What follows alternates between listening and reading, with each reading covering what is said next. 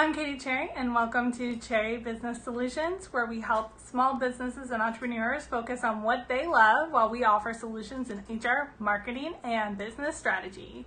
Today we'll be learning about voice versus tone and branding and why you absolutely need to nail it.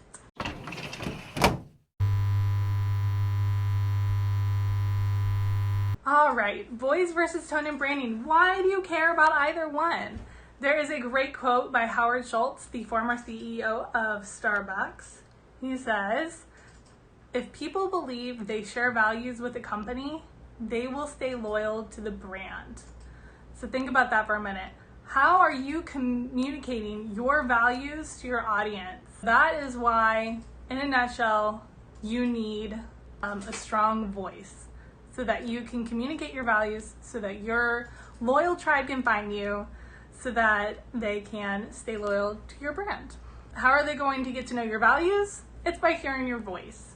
It's crucial to have a stated policy that you and other people in your company can refer to when you are creating content for social media and other platforms in reference to what your brand voice is. So how do you get there? We're going to talk about that later in the video. All the things we're going to talk about today, it's not just for small businesses and entrepreneurs either. Some of you are looking for jobs or better positions on LinkedIn, and I would encourage you to get started on your personal branding. It's just as powerful. It lets your target companies and people in those target companies know who you are.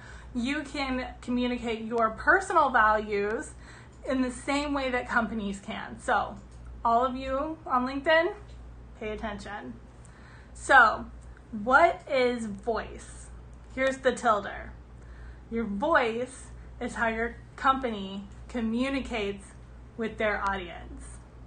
All right, Katie, that's great, but really, what's a brand voice? Okay. It is your company's personality, values, purpose, vocabulary, grammar, use of emojis, colors, logo, causes, hashtags, on-screen presence, fashion choices, topics, platforms, use of signage, responsiveness, and word choice. It's every way that you communicate with your audience, and it needs to be consistent so that they can understand your message. If you're using an aggressive brand voice one day, come on down to the Mega Gym and let's crush it. You're gonna put on 100 pounds of muscle because we are crushing it together, working hard at the Mega Gym.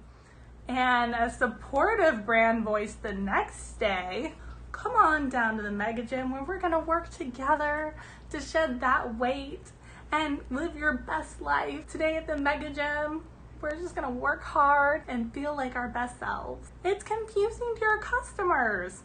They may not even know that those two gyms are the same gym because that gym isn't using consistent brand voice. That gym's audience doesn't even know if that's for them. The guys chugging the protein power and doing deadlifts don't want to go to the supportive gym.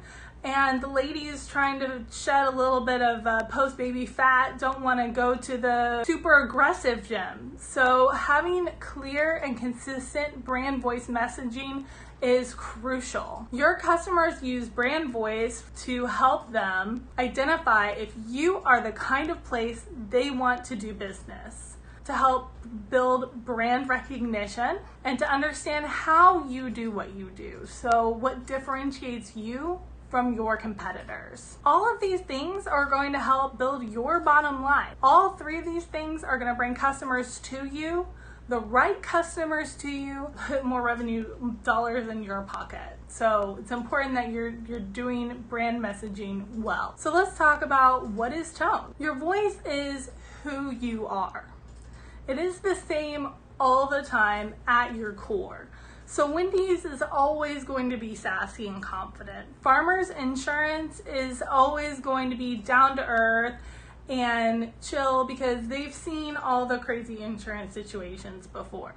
Tone, on the other hand, is how your company is reacting to a certain situation. It's more like a flexible mood. So tone is always going to fit within your brand voice.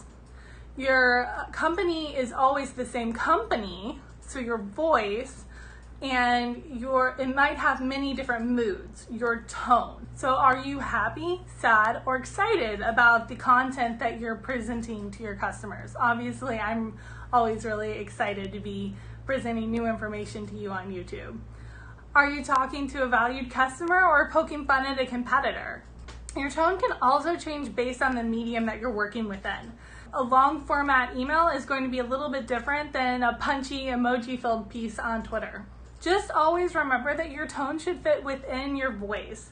So if your company uses highly technical writing as their voice, it would be not fitting for them to use a emoji-based rant on if they got upset about something. Yes, being upset is a different tone, but straying away from their technical writing style into a bunch of emojis doesn't make sense for that company. It's too far away from their voice. Tone should always be second to voice. We've talked about tone versus voice in branding.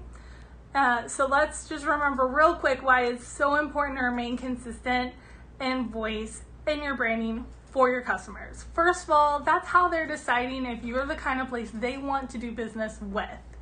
Secondly, it's helping you develop consistency and brand recognition.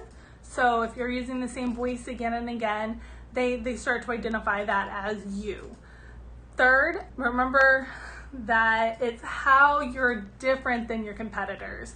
So think about the two gyms that we talked about earlier. If you have a really aggressive gym and they're communicating that, and a really supportive gym and they're communicating that, that's how they're differentiating themselves. Remember, all three of those things can make you money and bring customers to you. So you want to be really clear in what your voice is and make sure that your tone doesn't overshadow your voice. So the big question is, I want to make money. I want my customers to come to me.